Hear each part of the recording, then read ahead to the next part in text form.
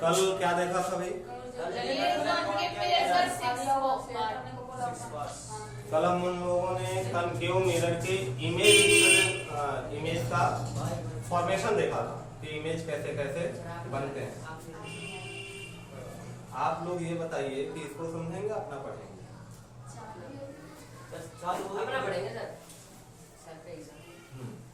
अपना पढ़िए क्योंकि पेपर है, शांति से। भाई हमने इमेज किसके लिए, मिरर के लिए हमने कल कंडीशन देखा था, कनकेव के लिए और कन्वेक्स के लिए। और आज हमें देखना है क्या इसका फॉर्मूला। फॉर्मूला क्या होता है? 1/v plus 1/u equal to 1/f। यहाँ पे v क्या है? v हमारा है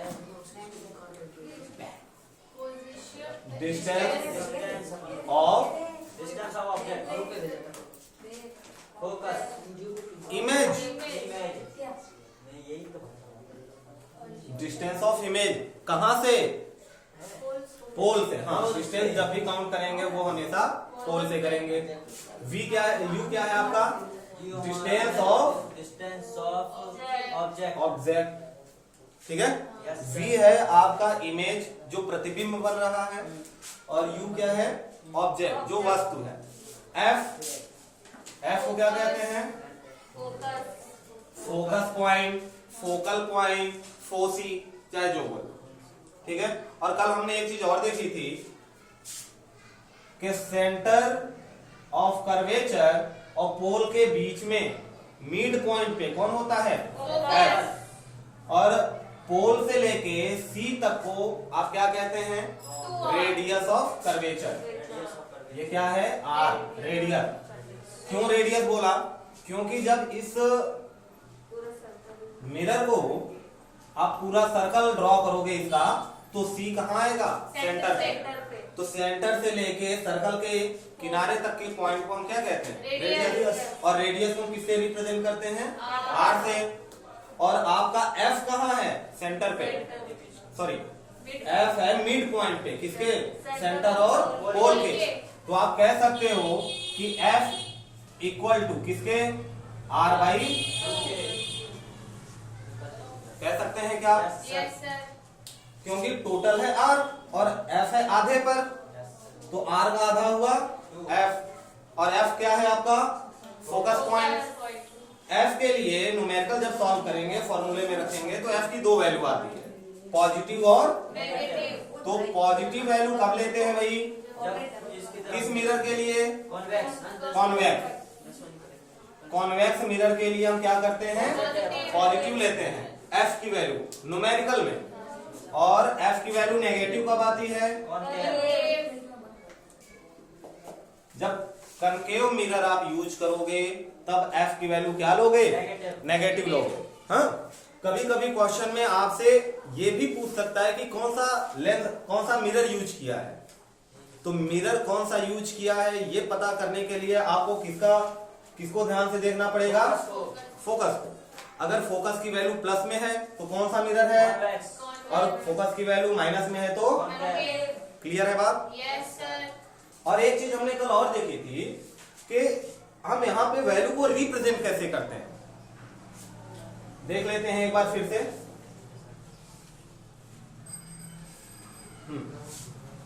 भाई ये जो सी, एफ और P, centre of curvature, focus point और पोल जिस लाइन पे रहते हैं, जिस एक्सिस पे रहते हैं, उस एक्सिस को क्या कहते हैं? Principal axis. ठीक है। तो यहाँ प्रिंसिपल एक्सिस को ध्यान में रख के चलेंगे। दो तरह से बातें होंगी, एक प्रिंसिपल एक्सिस के ऊपर और प्रिंसिपल एक्सिस के नीचे, और पोल के लेफ्ट में और पोल के राइट में। क्लियर है बात? हम अगर मान लें, अगर हमने माना कि हमारा ऑब्जेक्ट इस साइड में है, हमने कल देखा था कनकेव के लिए कितने कंडीशन थे? 6। कनकेव मिरर में 6 कंडीशन, कन्वेक्स मिरर में 2 कंडीशन।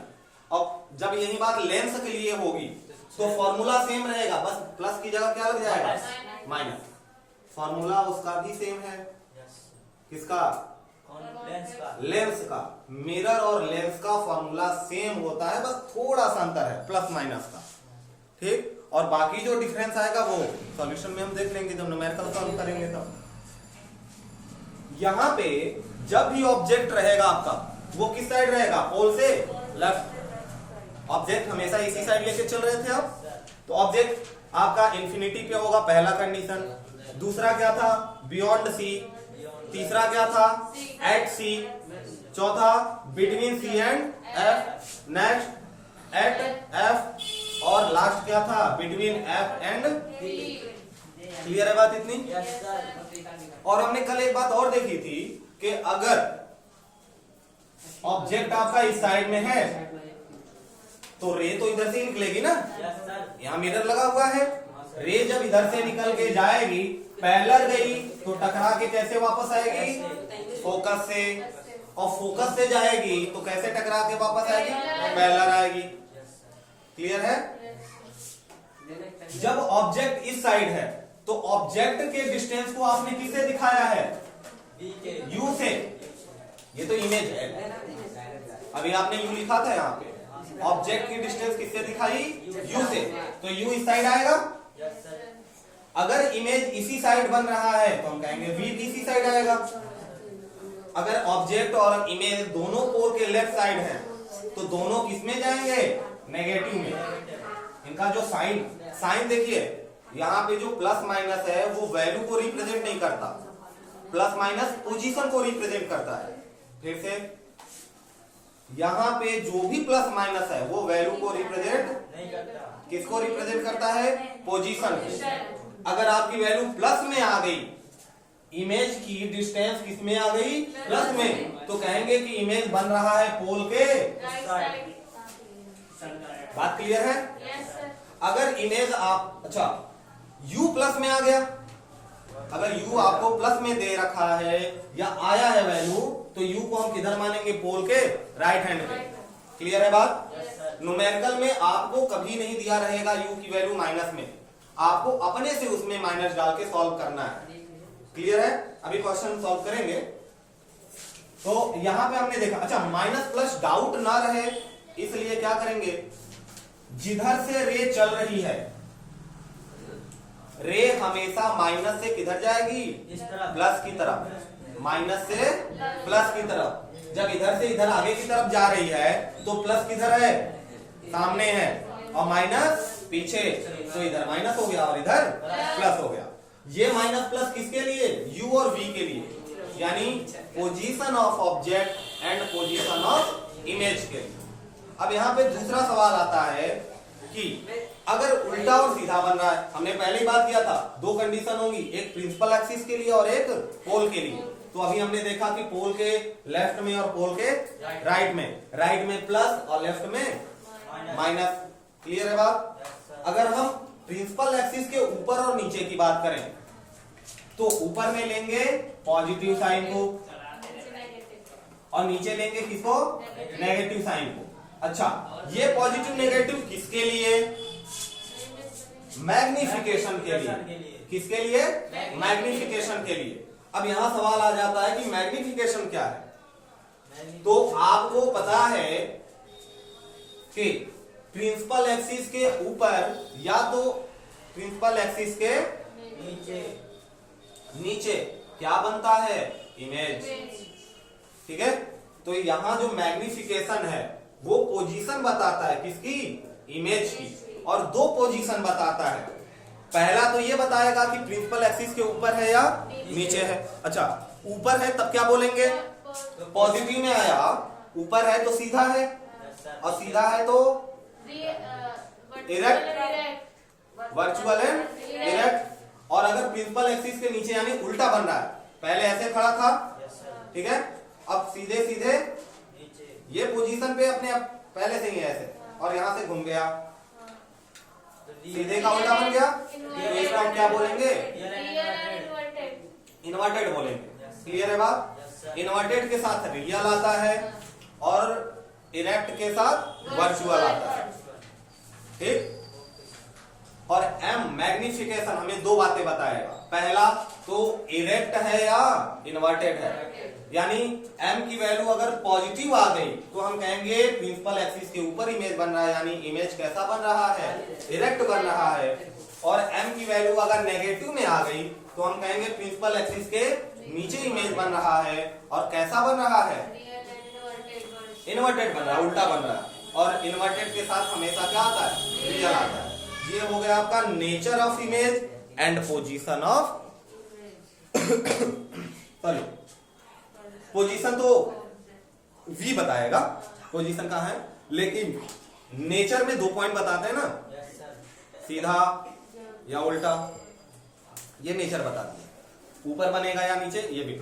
हाँ, दूसरी बात, अगर हम मैग्निफिकेशन का यहां से फॉर्मूला देखें तो मैग्निफिकेशन का 2 फॉर्मूला होता है। पहला तो हो गया आपका m, मैग्निफिकेशन को किससे दिखाते हैं, हाइट ऑफ इमेज m से दिखाते हैं, और इसका फॉर्मूला है HI अपॉन में HO। I का मतलब इमेज, O का मतलब ऑब्जेक्ट। तो height of image upon height of object, इनका रेशियो क्या कहलाएगा, मैग्निफिकेशन। क्लियर है बात? अगर आपको हाइट ऑफ इमेज या हाइट ऑफ ऑब्जेक्ट नहीं पता है, आपको पता है U और V, तब m का फॉर्मूला लगाएंगे किसके बराबर, -v अपॉन u के बराबर। माइनस में ध्यान रखिएगा, मिरर के फॉर्मूले में यहाँ तो प्लस रहता है, लेकिन मैग्निफिकेशन के फॉर्मूले में v u किस में आ जाता है, माइनस में। ये बात याद रखेंगे। क्लियर है? अब यहाँ से बेटा देखो, एक और कंडीशन हो सकता है कि m आपको ना दिया हो, आपको ये दोनों दिया हो, इसमें से कोई एक दिया रहे, तो इन दोनों का कंपेयर करा के चौथे पॉइंट को निकाल लेंगे। ठीक, न्यूमेरिकल में अभी बात करेंगे कैसे होता है। मैग्निफिकेशन में एक और पॉइंट देखनी है, और वो ये है कि मैग्निफिकेशन की वैल्यू 1 से छोटी है या 1 के बराबर है या 1 से बड़ी है, तो इन तीनों कंडीशन में हाइट ऑफ ऑब्जेक्ट और हाइट ऑफ इमेज के ऊपर क्या इफेक्ट पड़ेगा, ये बात हमें देखनी है। बात समझ में आ रही क्या? अगर हमने इसको कंपेयर कराया, हमने कहा m equal to HI upon में, ये है फॉर्मूला। अगर m की वैल्यू 1 से छोटी है, h की वैल्यू हमने मान लिया, सॉरी, इनका रेशियो 1 से क्या है, छोटा है, 1 बड़ा होगा।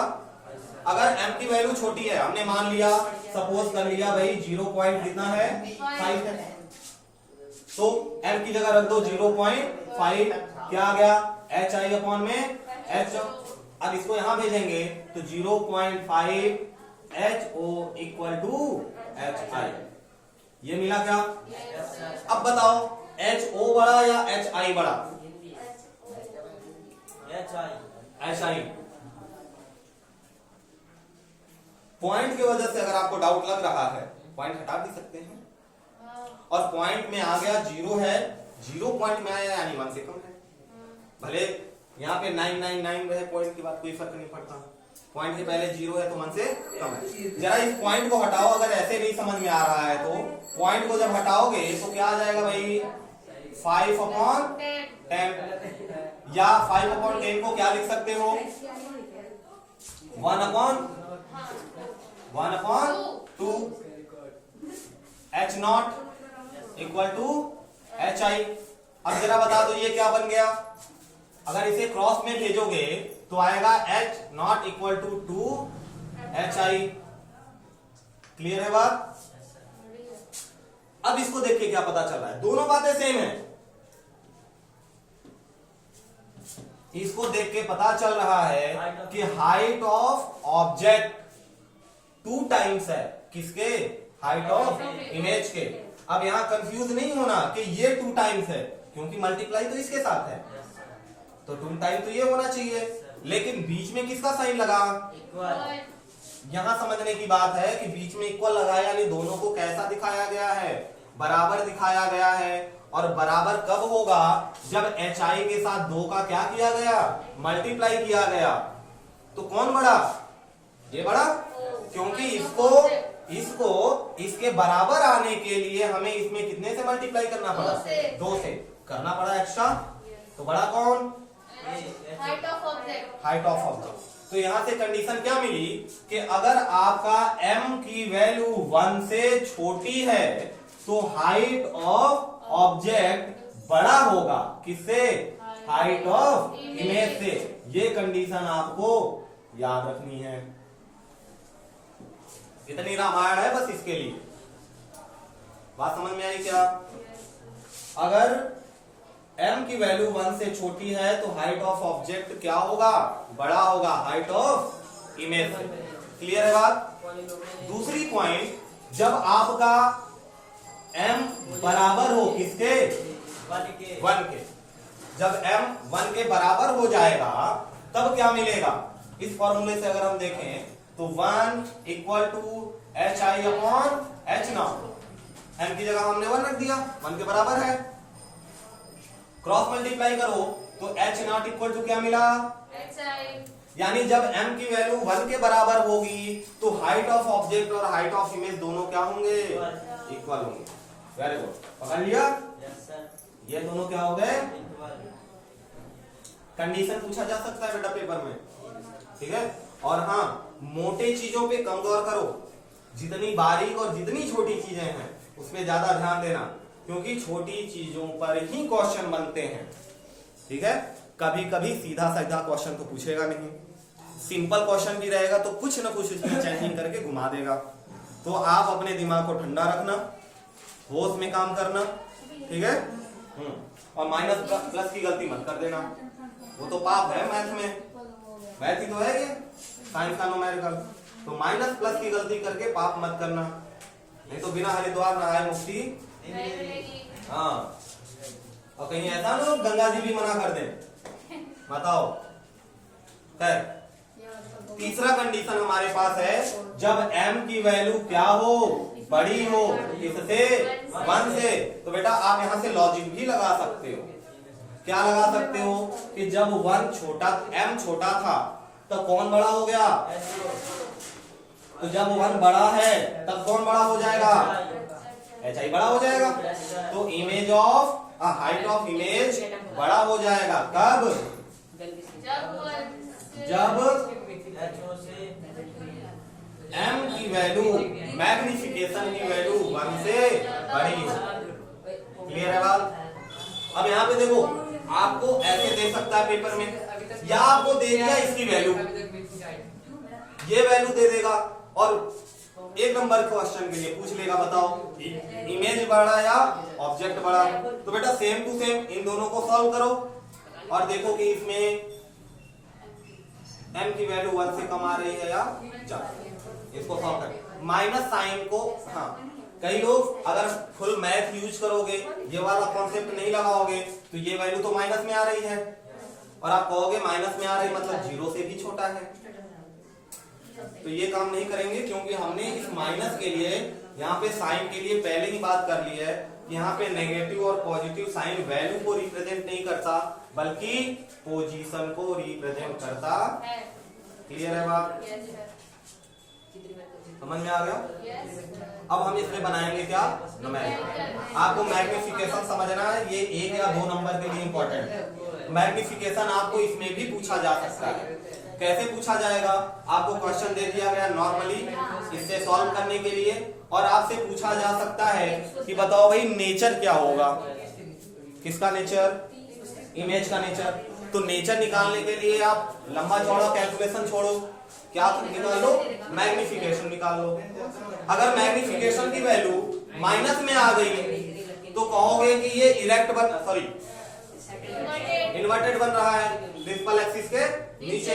अगर मैग्निफिकेशन की वैल्यू पॉजिटिव आ रही तो ऊपर इरेक्ट बन रहा है। और अगर 1 से छोटी है,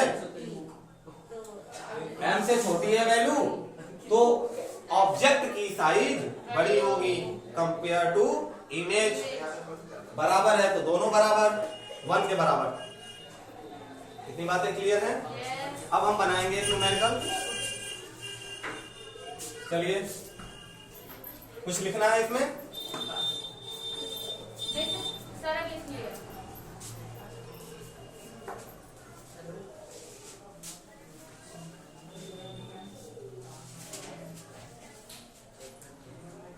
ये जितनी भी कॉन्सेप्ट आपने पढ़ा है अभी, अगर आप इसको प्रैक्टिस नहीं करोगे काम खत्म।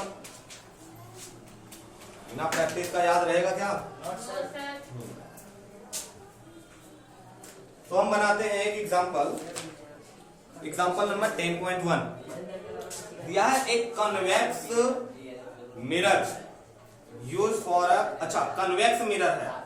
पहले देख लो भाई, क्वेश्चन लिखेंगे नहीं, क्वेश्चन पढ़ रहे हैं हाँ? और जो गिवन पॉइंट है उसको लिखते चलेंगे, जो फाइंड करना है 2 स्टेप में कर लेंगे। पहला तो हम लिखेंगे क्या, जो हमें गिवन है, और दूसरा जो हमें निकालना है, और जो निकालना है उस हिसाब से देखेंगे कौन सा फॉर्मूला यूज होगा क्या। हमारे पास है कन्वेक्स मिरर। कन्वेक्स मिरर का सीधा सा मतलब हुआ कि एफ की जो भी वैल्यू है वो किसमें है, पॉजिटिव है, तो एफ पॉजिटिव कर लिया। आगे लिया है radius of curvature is 3 metre. तो रेडियस को किससे दिखाते हैं, आर से। रेडियस ऑफ कर्वेचर कितना है, 3.00 मीटर। तो बेटा रेडियस तो आप यूज करते नहीं हो, आप क्या यूज करते हो, एफ फोकस। और हमने रेडियस और फोकस के बीच में रिलेशन देखा है, क्या होता है relation, F equal to R by 2, यही होता है। तो आर तो आपको दिया है 3, तो यहां से एफ मिल जाएगा आपको कितना, 2 मीटर में। और आप कौन सा मिरर यूज कर रहे हो, कन्वेक्स, तो एफ की वैल्यू 1 पॉइंट हमें मिल गया, ठीक है। और ये डायरेक्ट नहीं दिया था, क्या दिया था, रेडियस ऑफ कर्वेचर। क्वेश्चन को ध्यान से पढ़ेंगे। और इन्होंने हमें आगे क्या दिया है, इफ अ बस लोकेटेड, एक बस लोकेट हो रही है 5 metre from the mirror, mirror से दूर 5 मीटर, तो ऑब्जेक्ट है, ऑब्जेक्ट की डिस्टेंस को हम किससे दिखाते हैं, यू से। और यू को हम किसमें लेंगे, प्लस में या माइनस में, प्लस में या माइनस में, मिरर में। बेटा देखो जिधर से रे निकलेगी उधर क्या होगा, आगे की तरफ प्लस और पीछे की तरफ माइनस। और ऑब्जेक्ट हमेशा आपका, तो u की वैल्यू किसमें आ गई, माइनस में। पहले ही हमने देखा था, इसीलिए कॉन्सेप्ट पहले समझ लिया था। कॉन्सेप्ट अगर आप देखिए, ट्रिक जरूरी है, ठीक है, लेकिन ट्रिक कभी भी आपको 100% इफिशियंसी नहीं देता है। प्रोसेस सबसे सुपर है, आपको 100% इफिशियंसी देता है, लेकिन भूल सकते हैं। तो अब क्या बचा, कॉन्सेप्ट लॉजिक, इस पे बात करो। कॉन्सेप्ट समझो और लॉजिक लगाओ और प्रैक्टिस करो। एक बार बिना पेन उठाए काम नहीं होगा, एक बार आपको एक्शन लेना पड़ेगा, ठीक है। जब एक्शन ले लिया तब अपने ऊपर कॉन्फिडेंस होगा कि ऐसे क्वेश्चन बना लेंगे, तब इसके ऊपर वाले क्वेश्चन बनाएंगे। जब पहली सीढ़ी चढ़ जाएंगे तभी आगे, अने उछल के चढ़े 4 सीढ़ी, गिरे और दांत टूट गया। Find the position, nature and size of image. हमें करना है फाइंड क्या, फाइंड पोजीशन। पोजीशन बोले तो v, क्योंकि v क्या बताता है, इमेज की पोजीशन। तो हमें क्या निकालनी है, v निकालनी है। और क्या निकालना है बेटा, नेचर एंड साइज। तो नेचर एंड साइज निकालने के लिए हम क्या निकाल लें, मैग्निफिकेशन। अभी बात किया इसी पे, मैग्निफिकेशन ही बताएगा आपको नेचर का, साइज और सॉरी इमेज का नेचर और साइज। क्लियर है बात। अब इसको सॉल्व करते हैं, और सॉल्व करने के लिए देखिए आपको पहले क्या निकालना है, v। आपको v निकालने के लिए क्या दे रखा है, u और f। अब यहाँ पे जरूरत है आपके फॉर्मूले की, और आपका फॉर्मूला क्या बनता है बच्चों, 1/f equal to 1/v plus 1/u। Value जो भी पुट करेंगे साइन के साथ पुट करेंगे। f की वैल्यू कितनी है बेटा, 1.5 प्लस में इक्वल टू, बच्चों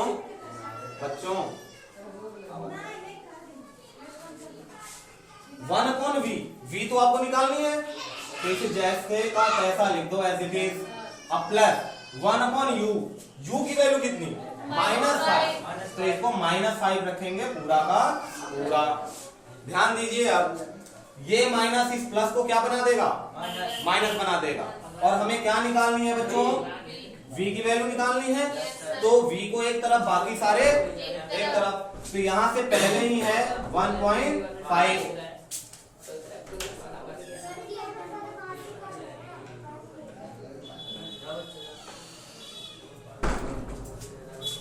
हाँ भाई, 1/1.5 तो पहले से है। अब इस -1/5 को इधर ले आएंगे तो क्या बन जाएगा, एलसीएम लेके सॉल्व करने आता है। और नहीं तो डायरेक्ट क्रॉस मल्टीप्लाई मारो, काम खत्म। इसका किया यहाँ 5 प्लस इसका 1.5 और नीचे का कर दिया तो 7.5। लॉजिक लगाओ बेटा, 5 का 1.5 गुना, 5 का 1.5 गुना, 5 को 1 गुना हुआ और आधा कितना होता है 5 का 2.5, 5 और 2.5 कितना 7.5, 7.5। ऐसे कैलकुलेट कर लो, और नहीं तो मल्टीप्लाई कर लेना, गलत ना हो जाए बस। और प्रैक्टिस करते रहेंगे तो ये तो मन में होता है। कितना आ गया 7 इक्वल टू किसके बराबर, प्लस कर लो ऊपर तो क्या मिल गया 6.5 और नीचे मिला 7.5 इक्वल टू 1/v के 1 डिजिट पे क्या लगा है पॉइंट, दोनों में पॉइंट से पॉइंट गायब हो गया, आ गया 65 में 75 1/v के बराबर। काट के छोटा कर सकते हैं 5 से। तो 5 से काटा आपने तो कितना आ गया 13 और नीचे कितना आ गया 15। किसके बराबर बेटा 1/v के। क्या पॉजिटिव आया या नेगेटिव, पॉजिटिव आ रही है v की वैल्यू। अच्छा, अभी हमें v नहीं मिला, 1/v है, तो v को पलट दो ऊपर। ध्यान रखिएगा, पहले मत पलट दीजिएगा क्योंकि कैलकुलेशन अभी बाकी है, आंसर गलत हो जाएगा। पलट दो तो v की वैल्यू कितनी मिल गई आपको 15/30।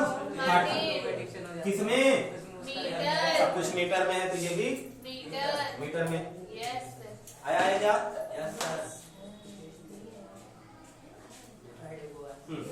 ठीक है, डिवाइड करके पॉइंट में लिख सकते हैं, कोई दिक्कत नहीं है। डिवाइड करके जब आप पॉइंट में बनाओगे तो कितना आ जाएगा 1.15 मीटर। ये तो आ गई हमारी क्या v, और v क्या था पोजीशन ऑफ इमेज। अब बताओ जरा v की वैल्यू पॉजिटिव है या नेगेटिव, पॉजिटिव आई ना। तो इमेज कहाँ बनेगा, इधर अगर बस है, बस इधर था ना, तभी तो u को हमने नेगेटिव में लिया था। अब v पॉजिटिव में आ गया तो v का इमेज इधर बन रहा है मिरर के पीछे। ठीक है,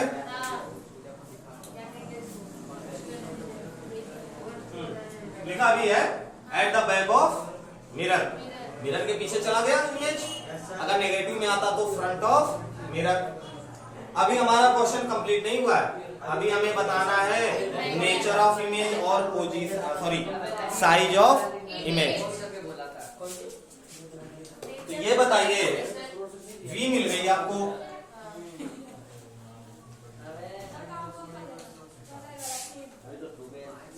v की वैल्यू आपको मिल गई कितनी 1.15 मीटर। ठीक है, u तो आपको पहले से ही पता है, u कितना है -5 मीटर। और आपको क्या निकालना है भाई m, क्योंकि m निकल गया तो हमें पता चल जाएगा साइज और नेचर।